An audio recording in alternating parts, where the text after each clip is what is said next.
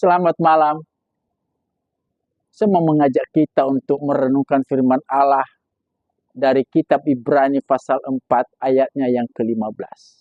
Saya bacakan untuk kita. Sebab imam besar yang kita punya bukanlah imam besar yang tidak dapat turut merasakan kelemahan-kelemahan kita. Sebaliknya sama dengan kita. Ia telah dicobai, hanya tidak berbuat dosa. Demikianlah firman Allah. Ayat firman ini dengan tegas mengatakan kepada kita bahwa Tuhan Yesus turut merasakan apa yang kita rasakan.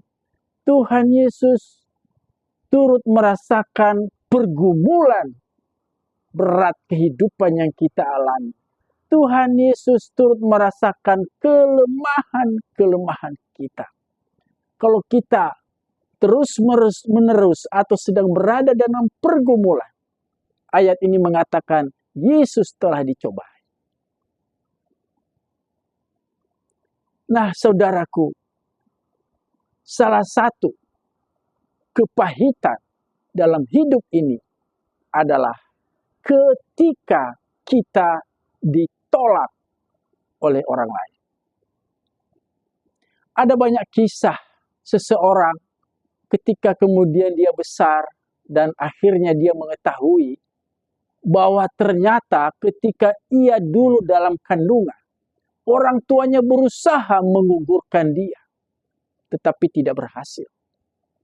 Ada penolakan, dan itu pahit. Ada banyak kisah di mana seseorang tidak diakui oleh ayahnya sendiri sebagai anak. Karena ayah berdalih, anak tersebut adalah hasil perselingkuhan antara istrinya dengan laki-laki lain. Ada banyak kisah yang pahit di mana seseorang dilecehkan, direndahkan, dihina oleh orang tuanya sendiri, oleh ibunya sendiri, oleh ayahnya sendiri. Dia dibanding-bandingkan dengan saudara kandungnya yang lain yang dianggap lebih sukses, lebih mengharumkan nama keluarga, dan sebagainya. Ada banyak anak yang mengalami kepahitan karena di dalam keluarga dia tahu dia bukan anak yang difavoritkan. Nah, saudaraku, jika Anda salah satu di antara yang menerima penolakan itu dan sedang mendengarkan video ini, saya mau katakan, jangan marah, jangan sedih, jangan kecewa. Kenapa?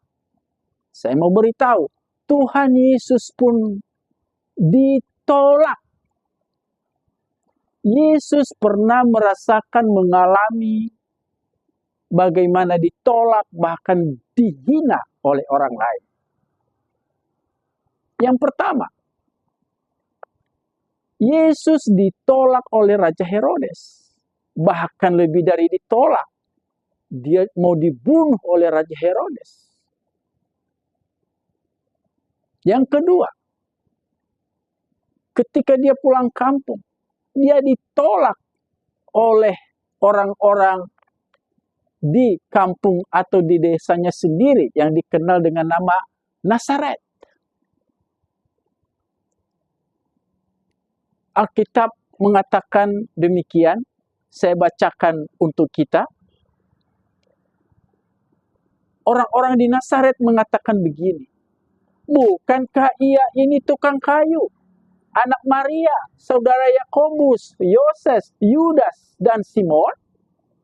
Dan bukankah saudara-saudaranya yang perempuan ada bersama kita? Lalu mereka kecewa. Dan perhatikan kalimat terakhirnya firman Tuhan ini. Lalu mereka kecewa dan menolak dia. Yesus ditolak. Ketiga, ia juga ditolak oleh orang-orang Farisi yang terkenal sebagai ahli-ahli Taurat. Terkenal sebagai pengajar Taurat. Dia ditolak dengan alasan Yesus bukan datang dari Yudea. Yesus datang dari Galilea. Dan mereka berdalih tidak ada nabi yang datang dari Galilea. Dan keempat, Yesus ditolak oleh murid-muridnya sendiri. Di dalam Yohanes pasal 6 diceritakan, ketika Yesus berkata, barang siapa makan dagingku dan minum darahku, ia tinggal di dalam aku dan aku di dalam dia. Para murid mengatakan, ini ajaran sangat keras. Dan selanjutnya dikatakan, mulai dari waktu itu, banyak murid-muridnya mengundurkan diri dan tidak lagi mengikut dia. Mereka menolak Yesus. Oleh karena itu sekali lagi saya mau tegaskan, jika Anda dikuasai oleh perasaan kecewa, marah karena ditolak bahkan orang yang seharusnya mengasihi Anda, sekali lagi saya mau katakan, jangan marah, jangan kecewa. Karena Tuhan Yesus Kristus pasti menerima Anda. Dan dia mau dan mampu untuk memulihkan perasaan jiwa Anda yang tertolak. Kenapa? Karena ia pernah merasakan. Ia merasakan ditolak. Itu sebabnya dia pasti mampu, mengerti, dan bisa berhasil menerima Anda sehingga jiwa Anda dipulihkan oleh kasih Tuhan Yesus Kristus.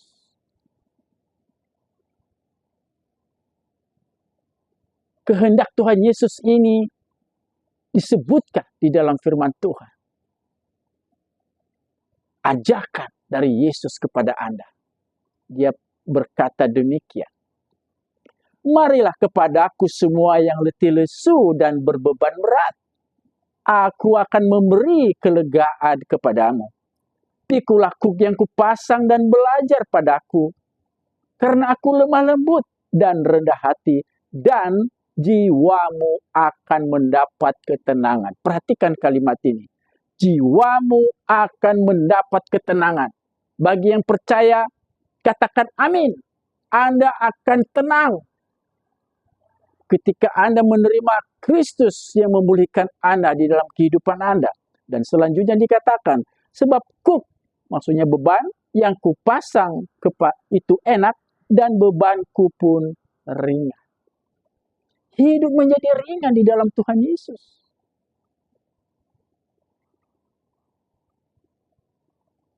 Malam ini saya mau mengajak Anda, terima dia. Katakanlah kepadanya, Tuhan Yesus, ini saya, terimalah saya di dalam kerajaan-Mu.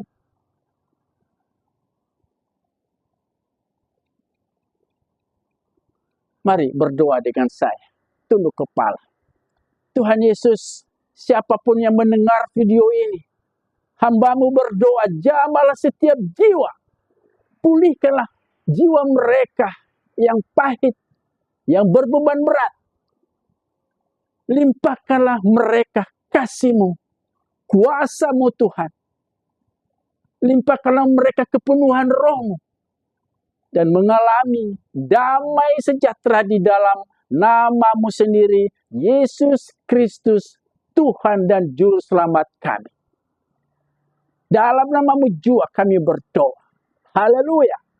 Amin. Selamat malam.